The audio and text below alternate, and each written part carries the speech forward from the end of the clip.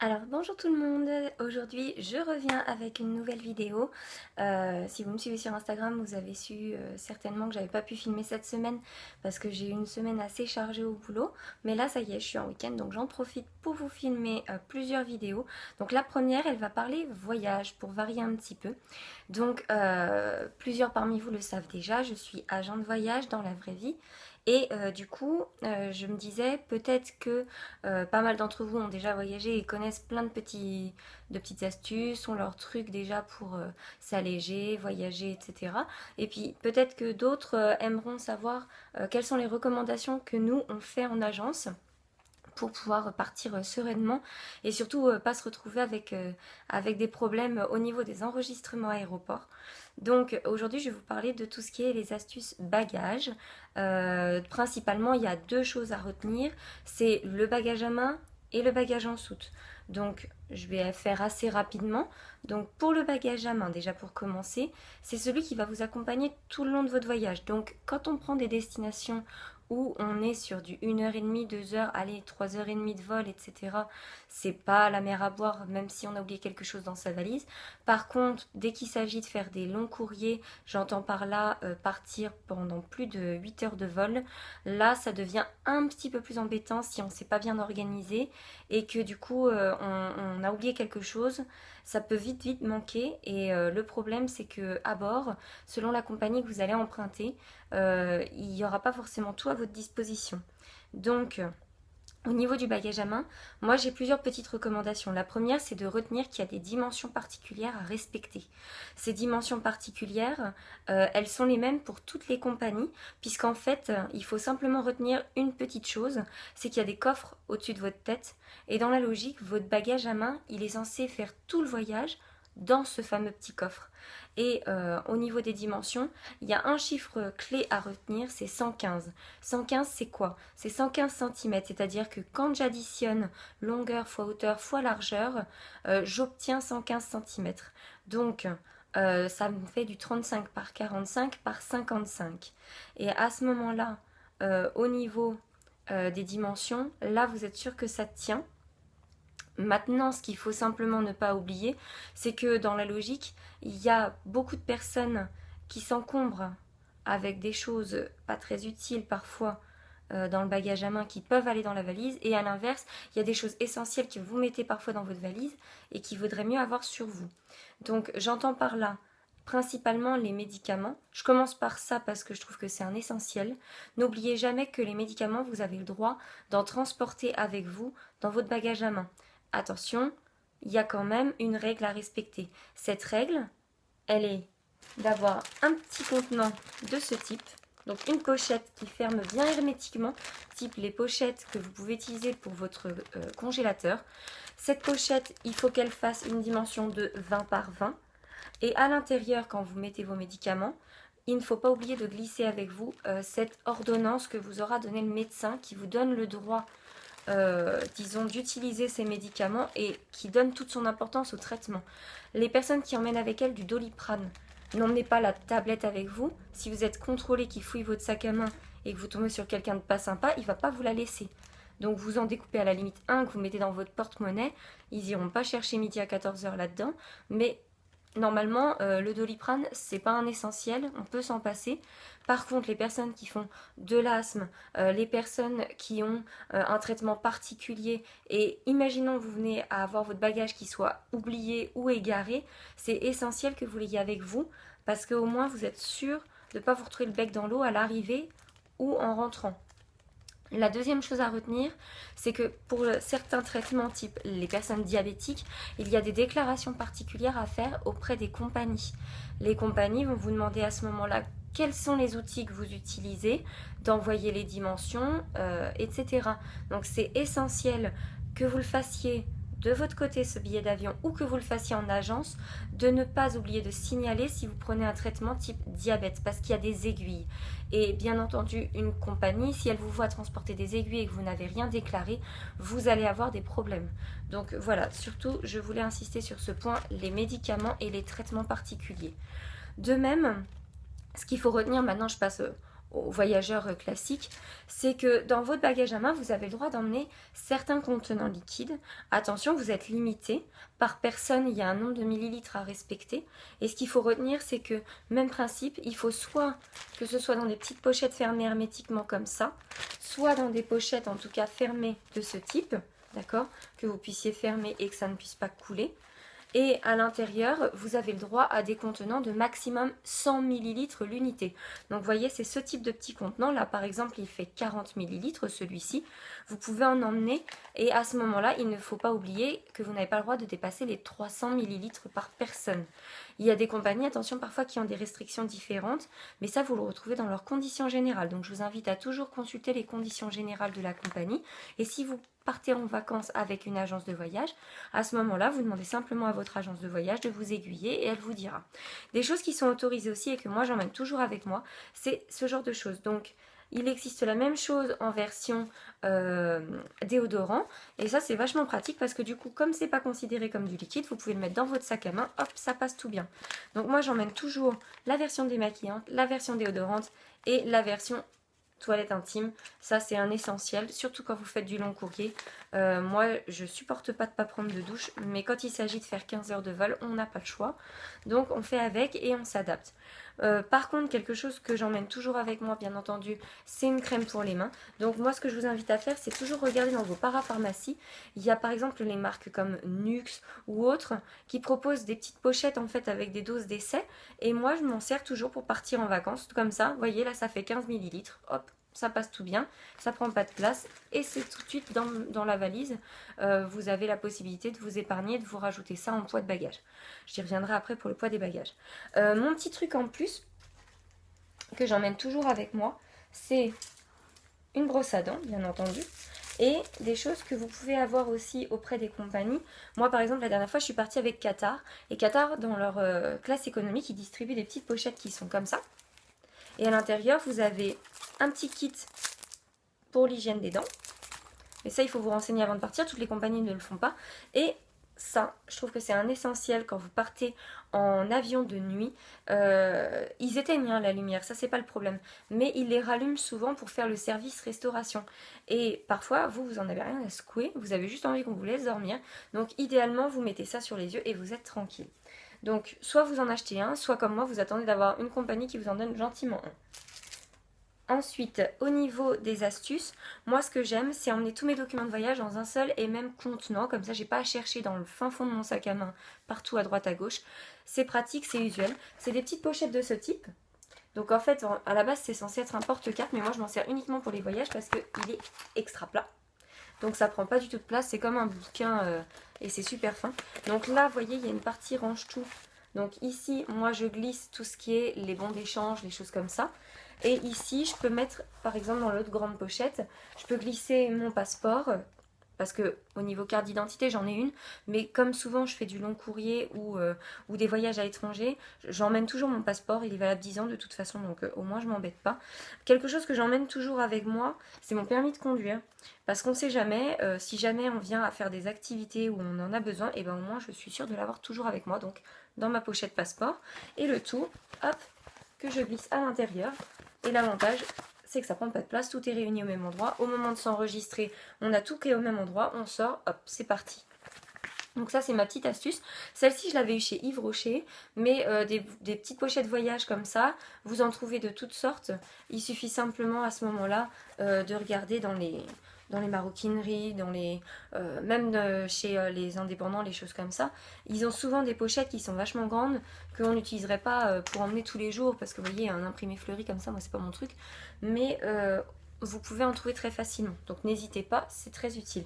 Autre petit truc, surtout ne vous encombrez pas avec un portefeuille de malade, ça ne sert à rien. Quand vous partez à l'étranger, vous n'avez ni besoin de chéquier, ni besoin de vous encombrer avec vos cartes fidélité et tout le tralala. Donc un petit porte-monnaie qui prend pas trop de place, pas trop épais, et c'est parfait.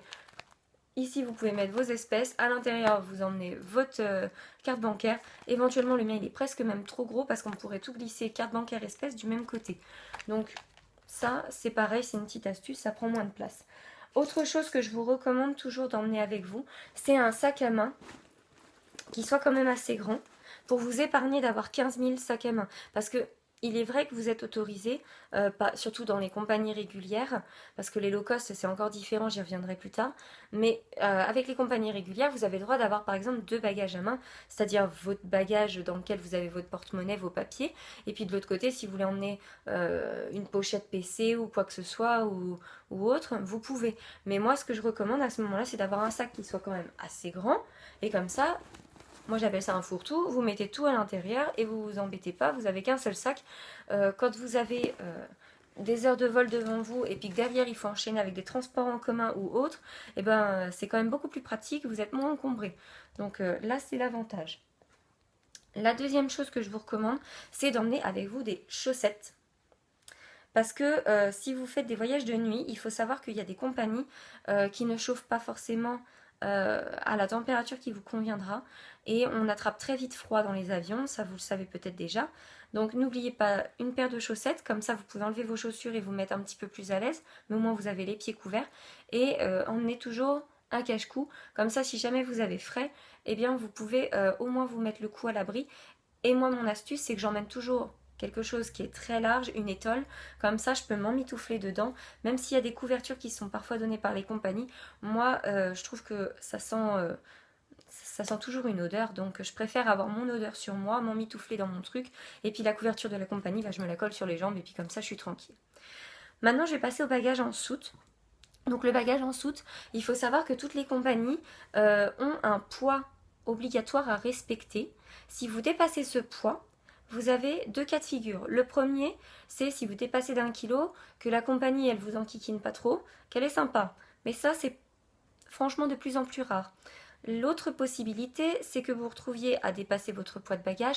Et là, attention, d'une compagnie à une autre, le poids de bagage autorisé, c'est un certain nombre de kilos. Si vous dépassez, ça va vite, vite, vite chiffrer. C'est-à-dire qu'en moyenne, un kilo supplémentaire, ça va se cibler entre 10 et 15 euros. Certaines compagnies vont être vers 7 euros, mais en moyenne c'est entre 10 et 15 euros le kilo. Vous imaginez vite ce que ça fait. Quelqu'un qui va avoir 5 kilos, multipliez ça quand vous êtes une famille et que vous avez 3 bagages par exemple qui font 3 kilos supplémentaires de bagages chacun, et ben ça va vite. Donc moi je vous recommande toujours de peser votre valise à vide, comme ça vous êtes fixé déjà sur combien elle pèse en elle-même. Si vous voyez que c'est une valise qui pèse déjà lourd et que vous êtes autorisé à ne trimballer que 15 kilos avec vous, changez de valise, débrouillez-vous pour trouver quelqu'un qui vous en prête une de plus légère si vous n'avez pas envie d'en acheter une. Dans la famille, il y a toujours quelqu'un qui a une valise qui est beaucoup plus légère, hein. Il suffit de s'entraider un petit peu là-dessus, ou un ami, et après déjà vous gagnez un petit peu. Ensuite, moi ce que je vous invite à faire, c'est de peser au fur et à mesure que vous remplissez la valise. N'allez pas emmener des choses inutiles, faites toujours le tri. Posez-vous la bonne question, est-ce que je vais vraiment avoir besoin de tout ça? Est-ce que je vais me changer autant de fois que ce que j'emmène de vêtements? Voilà, posez-vous toujours la question. Au niveau de la thématique de votre voyage, ça peut tout de suite vous aiguiller pour savoir qu'est-ce qui est essentiel, qu'est-ce qui ne l'est pas. Quand vous partez en circuit, je vois pas l'intérêt d'emmener une tenue de soirée. À la limite, emmener une petite paire de chaussures ouvertes, confortables, si vous avez envie de mettre les orteils à l'air à la fin pour une soirée. Par exemple, si la destination le permet, bien entendu. Mais n'allez pas vous encombrer avec 15 000 paires de chaussures. Voilà, par exemple, si vous partez en séjour, même principe, emmenez une paire de chaussures pour le soir, emmenez une paire de chaussures pour la journée si vous devez aller marcher, et puis emmenez à la limite une ou deux paires de sandales pas trop grosses si vous avez envie de varier les plaisirs. Mais n'allez pas vous encombrer avec tout votre placard à chaussures, ça servira à rien. L'autre chose à savoir, c'est attention aux produits. J'entends par là tout ce qui est alimentaire. Parce qu'il y a des destinations qui acceptent que vous emmeniez des choses ou que vous rapportiez des choses. Maintenant, faites attention, il y a des limitations. J'entends par là, par exemple, tout ce qui est États-Unis et Canada, par exemple, ils n'acceptent pas les mêmes choses. Aux États-Unis, vous n'avez pas le droit de faire entrer de liquide, d'aliments, même si c'est dans votre bagage en soute. Il faut faire très attention. Si jamais ils viennent à ouvrir votre valise, ils sont en droit de tout virer. Il faut le savoir. Et ils ont le droit d'ouvrir votre valise pour la contrôler s'ils trouvent qu'il y a quelque chose de louche. Donc moi je vous invite à faire très attention à ça. Renseignez-vous toujours au niveau de la destination, qu'est-ce qui est accepté, qu'est-ce qui ne l'est pas. Et même chose quand vous rentrez, tout ce qui est les duty free, c'est bien joli. Par exemple, je pense aux cigarettes, mais il faut savoir qu'il y a des tolérances. C'est-à-dire que quand vous rentrez, par exemple en France, la douane a le droit de vous contrôler et vous n'avez pas le droit de ramener plus qu'un certain nombre de cigarettes par personne, selon la destination d'où vous revenez. Donc toujours bien revérifier ça. Si vous partez à 2, vous répartissez pour 2. C'est vraiment plus pratique, comme ça vous pouvez en ramener un petit peu plus. Maintenant, si vous êtes seul, faites toujours attention à ce que vous avez le droit de faire ou de ne pas faire par rapport à ça.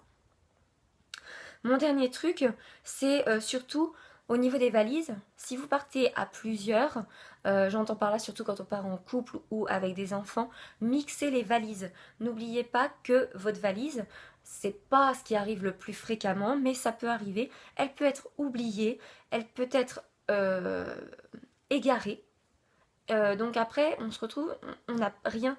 Donc n'oubliez pas de deux choses, c'est que dans votre bagage à main et qui est toujours avec vous des sous-vêtements de rechange, ça c'est l'idéal. Éventuellement quand vous partez par exemple en hiver, ici il fait froid, emmenez avec vous si vous partez dans un pays chaud, votre maillot de bain dans le sac à main, des sous-vêtements de rechange et puis à la limite un petit débardeur, une jupe. Ça pèse pas trop lourd, vous prenez les matières les plus légères possibles. Vous avez au moins de quoi tenir la première journée si on a oublié votre valise en France. Ça c'est un petit truc en plus. Au niveau des valises, vous mixez les affaires. Au niveau des affaires de toilette, faites en sorte d'avoir votre brosse à dents dans votre sac à main au moins. Ça, c'est déjà un essentiel puisque dans les hôtels, la plupart du temps, vous avez du savon, vous avez des choses à disposition.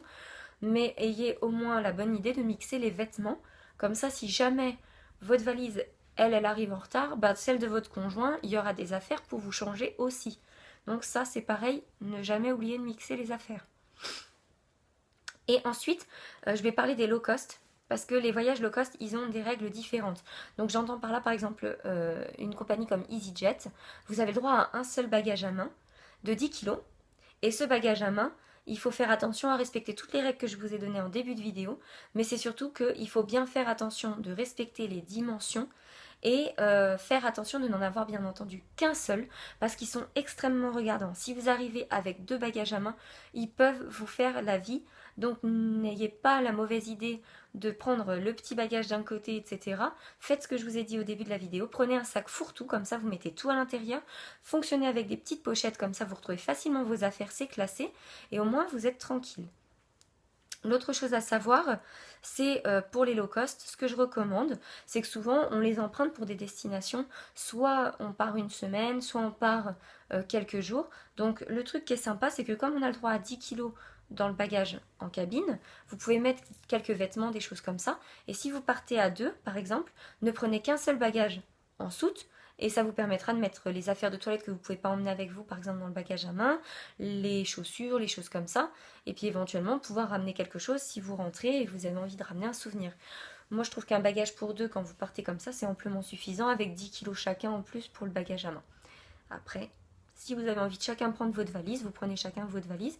Maintenant, il faut savoir que ça a un certain coût et que, par exemple, avec EasyJet, vous avez le droit de choisir le poids de votre valise, 20, 40 kg par exemple.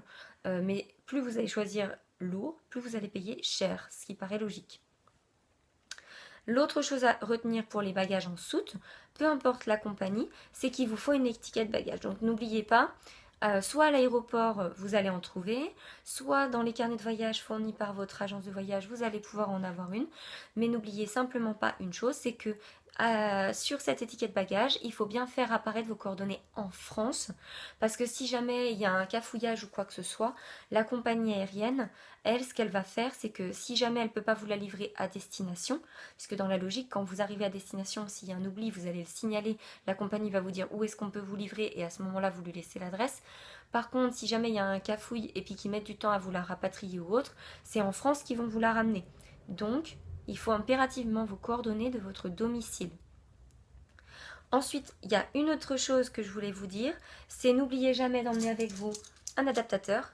Parce que moi, je me suis retrouvée par exemple, même en Italie, un hôtel où je ne pouvais pas brancher par exemple mes prises terre parce que l'hôtel n'avait pas mis aux normes les prises. Donc du coup, j'ai toujours mon adaptateur sur moi. Donc vous en trouvez de toutes sortes.